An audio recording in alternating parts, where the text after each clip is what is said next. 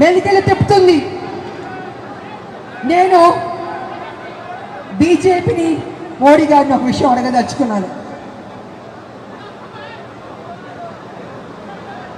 మోడీ గారు ఆ మధ్య జమినీ ఎన్నికలు చేద్దామని చెప్పారు.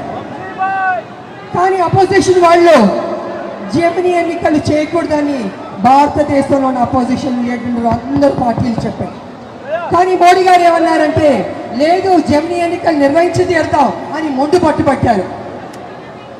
మరి మోడీ గారు జమినీ ఎన్నికలకి మీరు చూపించే శ్రద్ధ కొంచెం ఆ 42% బీసీ రిజర్వేషన్ మీద కూడా చూపిస్తే బీసీలకి న్యాయం చేసిన వాడు అవుతారు కదా అని నేను మోడీ గారిని అడుగుతున్నాను.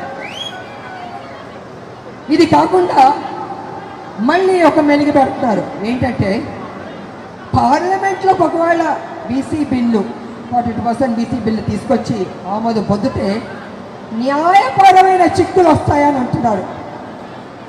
నిజంగా న్యాయపరమైన చిక్కులు ఉంటే మరి ఈ బీసీ రిజర్వేషన్ ఎలా అమలు చేస్తారు మోడీ గారు నేను అడుగుతున్నాను. నేను అది అమలు చేసినప్పుడు 42% బీసీ రిజర్వేషన్ ఎందుకు చేయలేరు అంటే మీకు చిత్తశుద్ధి లేదు, చెయ్యాలని లేదు.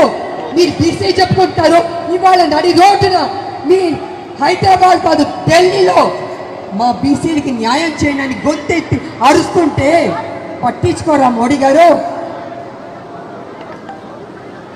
మీరు ఏం చేయదలుచుకున్నారు?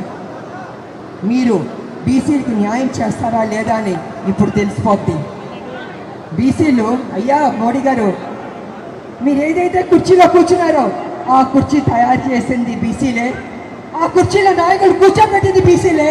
కానీ వాళ్ళు బీసీలు అవమానిస్తున్నారు. దేవుడు గుళ్ళో దేవుడు ఉన్నాడే చెక్క పట్టింది, అది ఎవరు చేస్తారు? మన బీసీలు కాదా? అన్నం పెట్టే బీసీలకు అన్నం పెడతారా? ఆలోచించుకోండి మోడీ గారు. కాంగ్రెస్ పార్టీ ముందడుగు వేసింది, రాహుల్ గాంధీ గారు పట్టుబట్టారు బీసీకి న్యాయం చేయాలనేసి. ఆ బీసీ బిల్లు పాస్ అవ్వాల్సిందే. లేకపోతే మోడీ గారు మా బీసీ బిడ్డల దృష్టిలో ఎప్పటికీ మీరు విలన్గానే ఉండిపోతారు. ఎప్పటికీ మీకు మా బీసీ బిడ్డలు ఓటు వెయ్యరు. కాబట్టి మీరు నిర్ణయం తీసుకుంటారా, బీసీకి న్యాయం చేస్తారా అని మేము అందరం ఎదురు చూస్తాం. కాబట్టి ప్రజలారా విడిచిపడ్డద్దు, ఈ అవకాశాన్ని మనం సాధిద్దాం. తెలంగాణ సాధించినట్టే బీసీ 42% రిజర్వేషన్ కూడా సాధిద్దామని తెలియజేసుకుంటూ జై కాంగ్రెస్. అందరూ గుండె మీద చేపెట్టుకుని జై తెలంగాణ, జై తెలంగాణ. ఎందుకు గట్టిగా చెప్పుకుంటానంటే సోనియా గాంధీ గారు ఇక్కడే ఉన్నారు. అమ్మ సోనియమ్మ మనకి తెలంగాణ ఇచ్చింది, ఆవిడ సంతోషిస్తుంది. కాబట్టి మన రాష్ట్రాన్ని మనం గౌరవం ఇవ్వాలి.